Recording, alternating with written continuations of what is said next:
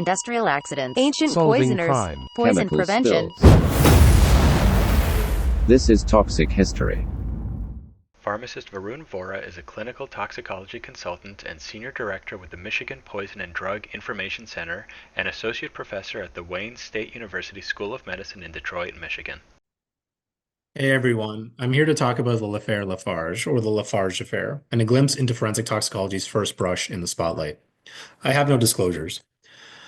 The objectives are to understand the role of arsenic as both a substance of legitimate use and as a poison in the 19th century, describe an infamous alleged homicidal poisoning involving arsenic and the subsequent role of forensic toxicology, to describe the origins and principles of the Marsh test for arsenic detection, and to understand the early limitations and controversies surrounding arsenic detection methods in medical legal settings. So I'm going to take you back to the 1800s in France, 1840 to be exact, in the throes of a criminal trial that has the entire country's attention. The accused, a dark-haired, sophisticated Parisian named Mary Lafarge. Her alleged crime, murder by arsenic. This trial was famous or infamous for several reasons because of the background of the accused and for being a landmark case in demonstrating the real-world application of forensic toxicology in real time. But how did we get here? First, let's talk about arsenic and its place in the 19th century. It garnered a notorious reputation and was often associated with suspected poisonings. Arsenic could odorlessly be dissolved in foods and drinks. It had multiple legitimate and common uses as a rodenticide in agriculture and dyes and pigments, and even cosmetics. And it was widely available in apothecaries. But there's something else that was uniquely unsettling about arsenic in those days, especially among the bourgeois salon class, in other words, the upper middle class and aristocracy, who were synonymous with culture and etiquette. Even though arsenic was widely available, it was typically limited to sale to well-known people, which means it was not sold to indigents, prostitutes, beggars, and the visibly destitute. So arsenic was often being used as a poison for murder by the type of person that society at large would not view as a murderer.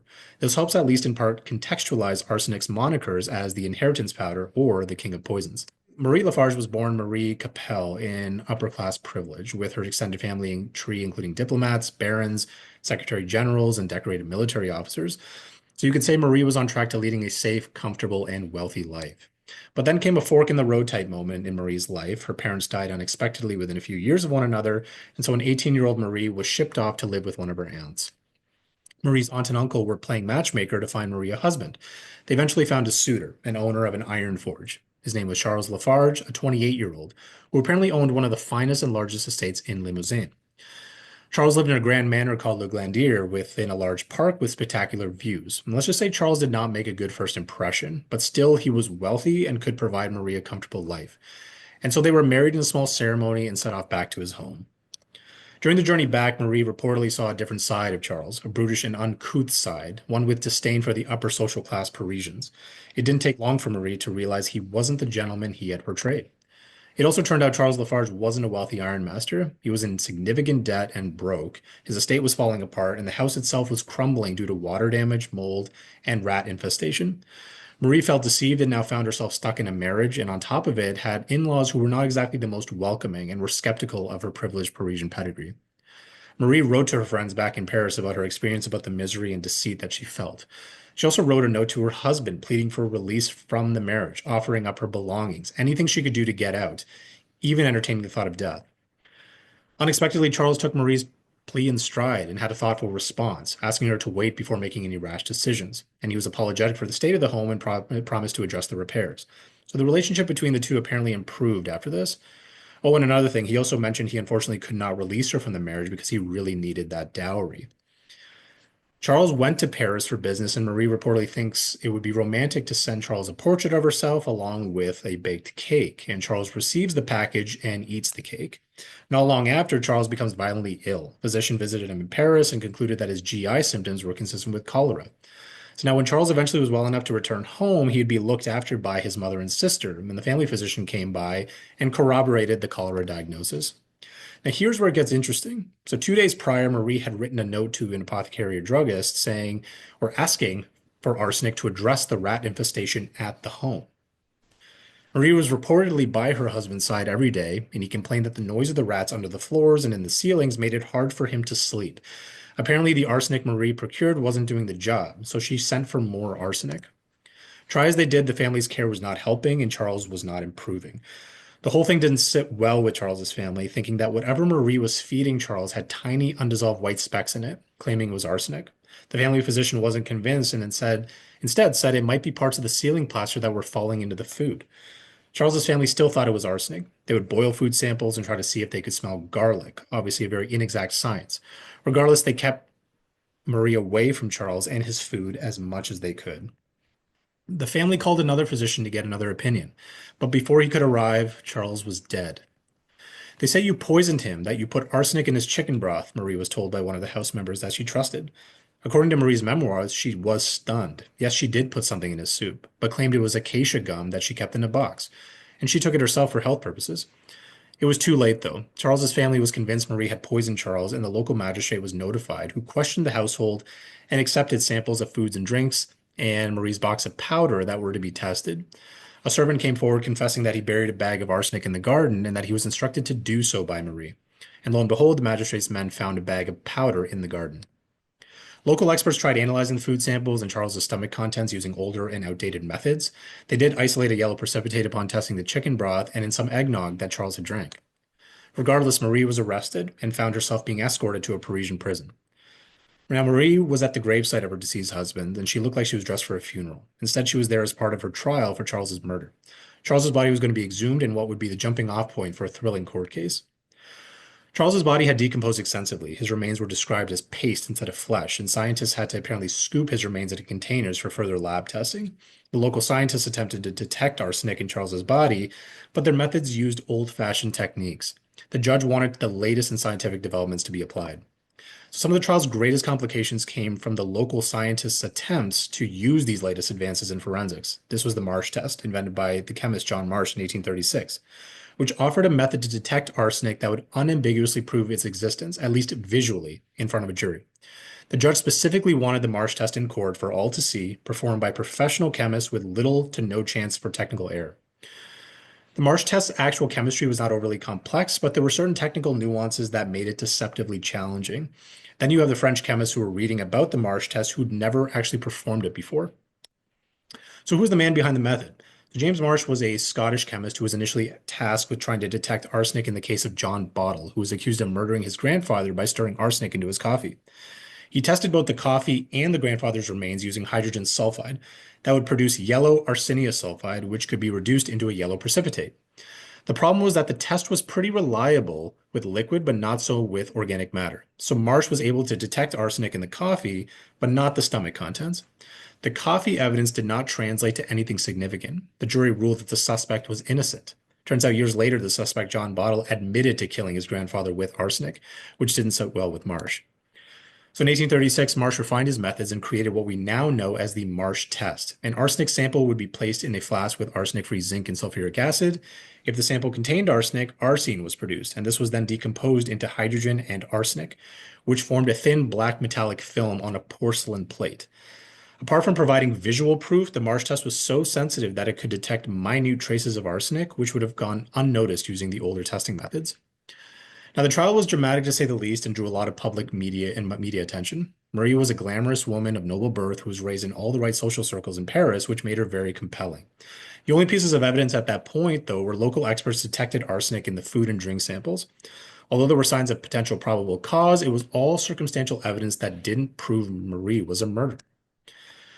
Public obsession only grew as the experts started producing increasingly contradictory evidence when trying to detect arsenic in Charles's remains. 3 separate groups of medical analysts gave 4 different reports on the evidence. The trial had other challenges, like inconclusive data from clinical symptoms and autopsy, a corpse that had long since been buried and decomposed, and the fact that historically detecting arsenic using older chemical methods had yielded equivocal results. So regardless, the commission issued the report. Using the Marsh test, they could find no arsenic in Charles's body. Marie was vindicated. Or was she? Then came a letter to the magistrates in the trial, and this wasn't an ordinary letter. This was from Matthew Orfila, who was a renowned toxicologist and dean of the Paris Faculty of Medicine, which at the time was a powerful position that came with a lot of clout. Now, it's important to note that Orfila was very well connected with influential people, especially politicians and academics. Orfila was requested by judges quite frequently and was a founding member of the Paris Academy of Medicine. He was not convinced of the findings and questioned the local experts having produced yellow precipitate in some of the food and drink samples and claimed that the results were meaningless. Sure, the commission had used the Marsh test, but it was famously tricky, and they had done it for the very first time with no guarantee they actually performed it correctly. The prosecution was still convinced of Marie's guilt, so they wanted the test performed by Orfila. Orfila was called upon to confirm the lack of arsenic in the body and to deliver the final report. The judge ordered a second examination of Charles's remains. Now, before he offered his conclusion, Orfila gave the court some context. Now, these are Orfila's words. He determined that the human bones naturally contain trace amounts of arsenic and nowhere else in the body, and that sometimes arsenic can also be found leached from the soil, so he was extraordinarily careful in his analysis not to test bone or allow the soil to confound the results. So the second verdict was arsenic. Orfila found arsenic in Charles's remains, 0.5 milligram, an amount so tiny it could only have ever been detected using the Marsh test. The defense scrambled and tried to call one of Orfila's rivals, Francois Rapet, to offer a counter-analysis, but he didn't make it in time before the jury reached its verdict. Orfila's testimony sealed Marie's fate, and she was found guilty of the murder and sentenced to life in prison. Now, Marie, 24 years old, would spend the next 12 years of her life in prison. She then became ill with tuberculosis and was released, only to die a few months later. Now, the Lafarge trial was a sensation in Europe, and Orfila's profile and celebrity caused international interest. Orfila's initial reception was generally positive, but his hubris and perceived overconfidence was a concern. No doubt in part due to his status and influential connections. Critics highlighted that Orfila somehow thought the appearance of the black metallic arsenic stain would be a dramatic corpus delicti akin to a smoking gun. Other experts actually found it difficult opposing Orfila, given his fame. They felt Orfila's role as a skeptic and as a critic of the initial experts in the Lafarge trial was overshadowed by his own overconfidence and his lack of acknowledgement of the limitations of his own methods. He prepared lectures and chemical analysis recreations that were delivered at amphitheaters, which were covered by the media and press and other medical journals, so he wasn't shy about showcasing his findings. His findings sparked intense debate across the medical community in Paris, but also in academic and social circles. These were known as the Arsenic Wars. Factions drew their lines as either pro-Lafargist or anti-Lafargist regarding the findings. The Marsh test, unfortunately, was not the panacea against the crimes of poisoning. This new method reportedly was a radiant light, but revealed a situation of, quote, total chaos, end quote. The issue was that the highly sensitive Marsh test could introduce misleading results because of a number of factors, including the chain of custody issues between the scene of the alleged crime and the lab in the courtroom, and sources of potential impurities. The chemist Francois Rapet would spend years publicly challenging Orfila, criticizing both his methods and his findings. Orfila had claimed he found 0.5 milligram of arsenic in Charles's body. Rapet determined the amount was actually 1/100th of a milligram. And there were a number of points in Orfila's testing where arsenic might have snuck in. For his final test, Orfila had sent one of his assistants to a neighboring town to get more reagent. That reagent was never tested for arsenic before it was used in the experiment. As for Orfila's claim that human bones naturally contain arsenic, well, it turns out they didn't. Then there was the issue of normal arsenic, meaning trace amounts of arsenic that are present in the human body from the environment, like water and food, which could be detected with the Marsh test. But how were experts to distinguish between normal arsenic and the amounts of arsenic that can constitute a poisoning? Rapet pointed out that there were countless sources of contamination that could explain the presence of arsenic in corpses without implying a poisoning crime. Subsequent experiments refined the chemical testing, which raised questions and doubts about how the results were to be interpreted. What this boiled down to were forensic experts who were dismayed by the fact that the questions and controversies that arose from the highly sensitive Marsh test put the science of forensic toxicology in the crosshairs and sowed doubt among the public, who questioned the reliability of the experts and the interpretations of their findings. 2 years after the Mary Lafarge was found guilty, another woman, Madame Lacoste, was accused of murder by arsenic. The Lafarge case was the closest point of comparison, and the court invited chemist Monsieur Chevalier to testify. Chevalier was asked whether the amount of arsenic found was close to the amount that served as grounds for conviction in the Lafarge case. Chevalier said he could not reply, because the amount was so minute as to preclude an effective comparison. The jury was dumbfounded. They declared Madame Lacoste innocent. Marie Lafarge heard about the news of Madame Lacoste's exoneration while she was in prison and apparently remarked, quote, "My ghost saved her," end quote. Now, the questions and controversies surrounding Orfila's findings and his experimental methods in general would follow him for the rest of his career.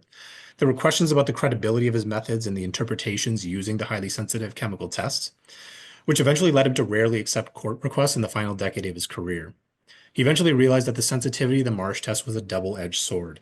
It could detect very small quantities of arsenic that could provide convincing visual evidence, but defense teams could also argue about the sources of potential impurities or ask about whether it was part of trace amounts of arsenic found in human bodies from the environment, which could create doubt in juries.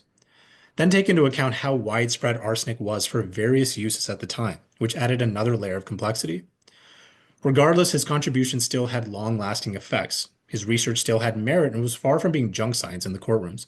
His methods wouldn't provide definitively reliable tools for putting prisoners away, but his work spurred new chemical testing. These newer tests introduced more challenges and unexpected questions, and of course raised doubts about the utility of these newer testing methods and reliability of the expert reports, especially when a guilty verdict could mean the death penalty. But these events also encouraged more research that eventually produced more reliable chemical testing, and this led to more sophisticated technologies for poison detection and criminal investigations, more data and more conclusions about the absorption and effects of poisons, and also expanded the focus to appropriate chains of custody, mitigating impurities, and increasing the amount of experts that could perform high sensitivity testing in reliable ways. Now, whether or not Marie Lafarge actually was guilty of murdering her husband, or whether or not Charles Lafarge was even poisoned with arsenic, are likely to stay controversial with no definitive consensus. Regardless, the Lafarge affair was the first prominent trial that applied forensic toxicology principles that electrified a nation and had people talking internationally. The science of modern forensic toxicology was being revealed on a grand stage in real time. The Marsh test raised expectations concerning the role of science in criminal investigations, but in turn produced more questions and controversy, with many questioning forensic testing results. Debates would continue throughout the latter part of the 19th century because of the concepts like impurities from reagents, graveyard soil, and the debates about normal arsenic. What the Marsh test did do, though, was provide the courts with a new form of material evidence, the black arsenic-like stains, which, according to some like Orfila, spoke for themselves, while others debated were not mediated by expert interpretation.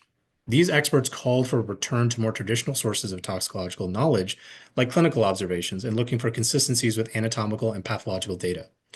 The Lafarge trial and its unanticipated consequences helped shape the development and activities of forensic toxicology. The Marsh test would become the chief terror of poisoners, as the public trials and method gained public interest and served as a platform for more refined and sophisticated techniques.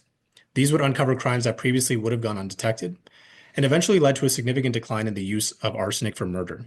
The king of poisons, while not necessarily dead, had lost its crown. These are my references, and thank you for listening.